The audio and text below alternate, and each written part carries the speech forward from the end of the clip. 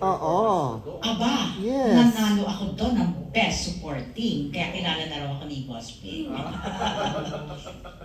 Yes, oo.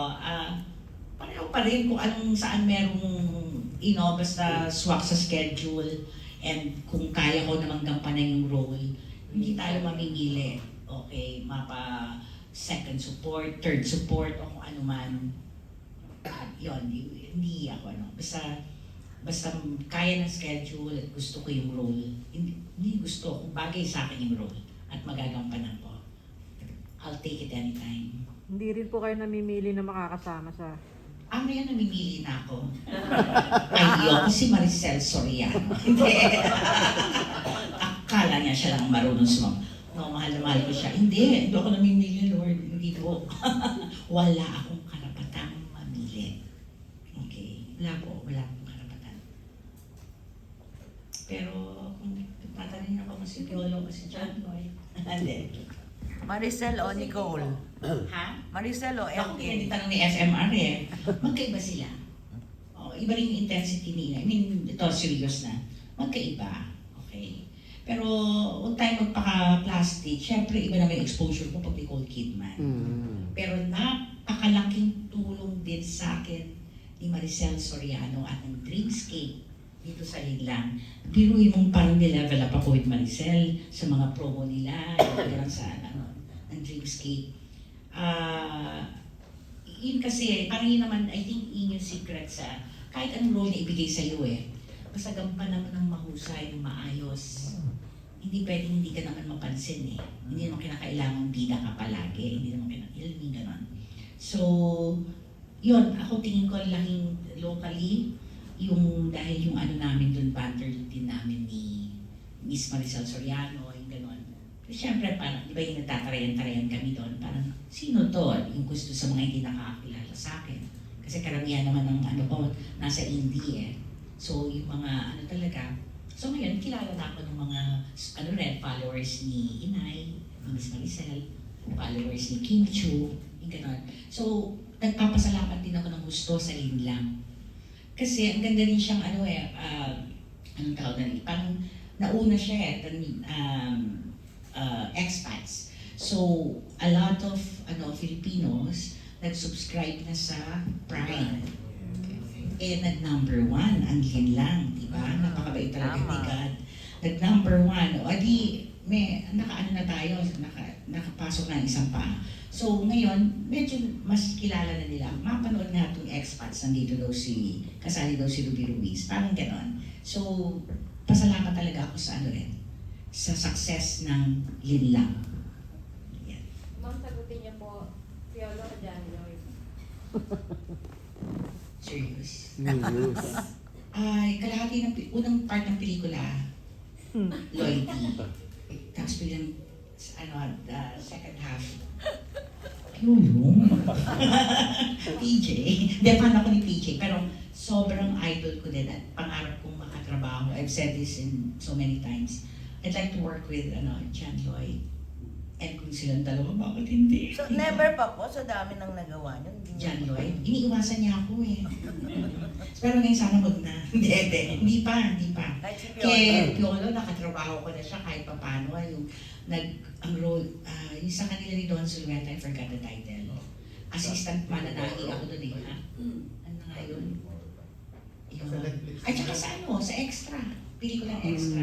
Na kahit hindi naman niya ako ka-eksena, kahit wala akong call, basta merong call si Piolo Pascual, asahan mo, nandun ako. Yun, talagang So, yun, nakatrabaho siya sa extra, tapos yung film na yun with Miss Don Zulueta, tapos, yun pa lang. But, sa mga yung parang art films or serious na, wala pa po. Parang mas may soft spot si Piolo sa inyo. Baka magalit si Hindi, panay talaga po ako ni Piolo. Oo.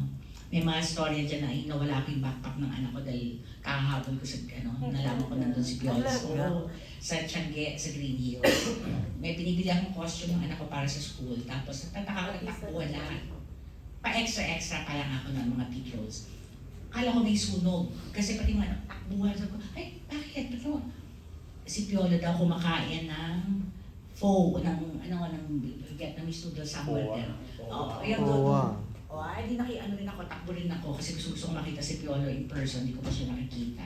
Awa ng Diyos, naiwan ko yung backpack ng anak ko na nandun lahat ng notebook na libro. O next day, nag-report ako sa para i-report ko kung paano nawala.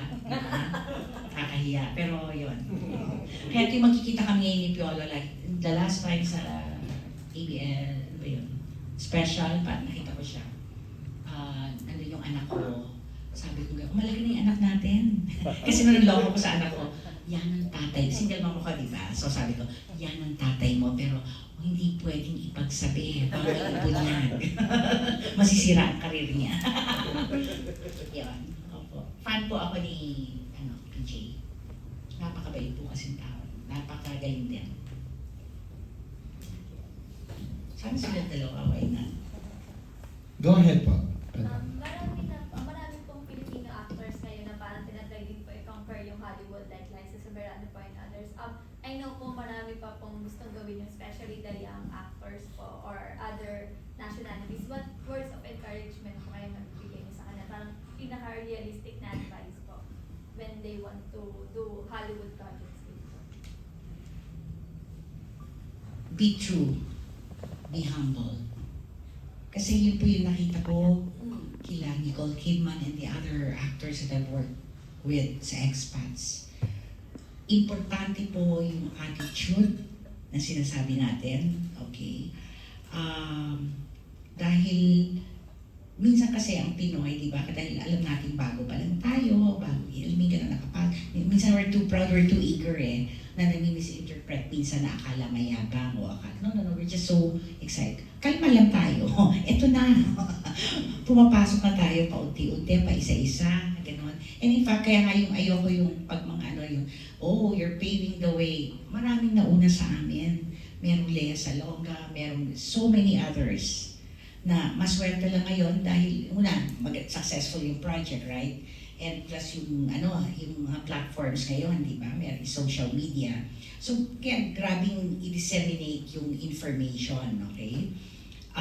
Pero ang dami nang nag-una. Kumbaga, kung napapansin ngayon ng mga Filipino actors, it's because of those na nauna na, playing kung ano-anong beat roles, yun, right? Parang kami tuloy ngayon ng kasama na ako doon na hindi naman kalaki-laki yung role ko sa but we're reaping the rewards of those who are ahead of us. So yung mga nagsusubok, kagaya nila Liza and and basta ka lang, matyaga ka, never give up. Kung ako nga, di ba, ika nga ni Michelle yun na walang walang age limit ang no one should tell you kung kailan that you're overage, parang something like that. She said something parang ganun, nakatanggap siya ng Dahil wala namang age limit ang pangarap hanggang nabubuhay ka, hanggang dapat nga huwag mawawala yun, yung pag-asa. Okay, hope should endure. Wow, ang galing. Kinopya ko, i-memorize ko yun sa yun ng expats, sa caption. Hope endures. Yan, hindi, dapat talaga. Yung pag-asa.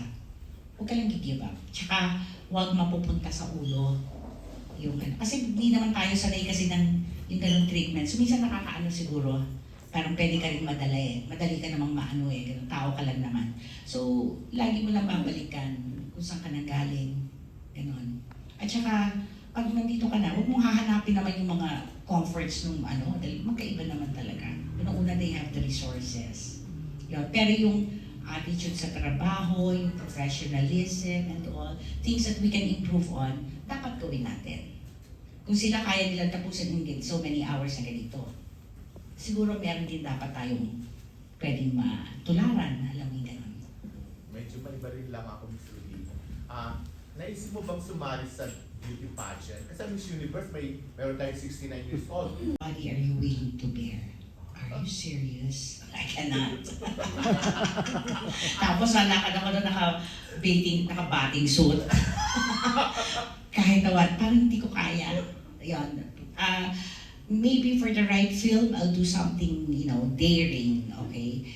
Pero beauty contest, wait. Tsaka parang makakatulog ako sa Q&A, my family, you know, my family is all of you. I thank you. Thank you. Hindi kaya, pag hindi may mga kino-coach akong Oh. beauty queens. Yeah. Oh. Oo, pag kino-coach ko, my God, kahit katiting lang niyang ganda mong yan. Kung ako nga sa itsura kong ito, na itawid kong buhay ko. But parang, you know, just to boost them, yung gano'n. Kasi iba rin ang ang demands for your stage na rumarampa as a beauty queen, di ba? Talagang dapat 1,001 confidence, yon is needed. Ano po yung project na pwedeng pumayag kayong mag-daring? Pag John Lloyd tsaka si Piolo. Ang kalap. Serious, Char. Alam mo naman, medyo seryoso. Uy, naku, ganyan. Yun nga, walang imposible. Yan, yun nga, parang anong take ko sa expats, nothing is impossible. Yun din ang sagot ko siguro sa tanong mo, sa mga kabataan. Nothing is impossible, lalo kayo bata pa kayo. Bawa si Inigo, ang ganda ng role niya with Susan Sarandon, right? Kung kunwari after, parang kagaya din naman dito, hindi naman palagi buwan-buwan meron kang ginagawang trap. Maswerte ka kung may kasunod agad. Pero while it's there, give it your best. Kasi you never know kung kailan. At saka hindi mo alam kung sino nakatingin, kung sino, you know, it could be, maybe not the next project, pero yung pala, bagay ka dun sa pangatlo o pang-apat na project ng na yon, ng production na yon. Pero dahil ginalingan mo dun sa una, ay kunin nyo nga yun si Chenaline, di ba? Tago natin sa pangalang Ruby Ruiz. Hindi, ganun po. Ganun dapat yung attitude ng lahat. Mga pabata, mga paano. Ganun. At saka huwag mawawala yung pala. It's important. Huwag mawawala yung authenticity as a Filipino. Kasi parang din naman ang ilalaban natin dun eh. Kasi ang gaganda nila, ang gwapo, ang daming magaling. Okay, anong laban natin? Magaling din tayo. And